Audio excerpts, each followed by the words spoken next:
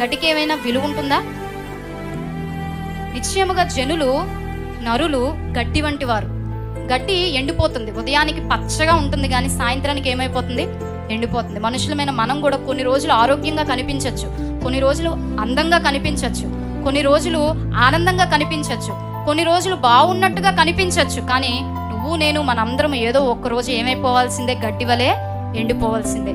గడ్డి బలహీనమైంది, మనిషి కూడా బలహీనమైనవాడు. చిన్న గాలి వస్తే గడ్డి ఏమైపోద్దంటే వంగిపోద్ది, చిన్న గాలి వస్తే గడ్డి ఏమైపోద్దంటే నిలబడదు, నిలకడగా ఉండదు.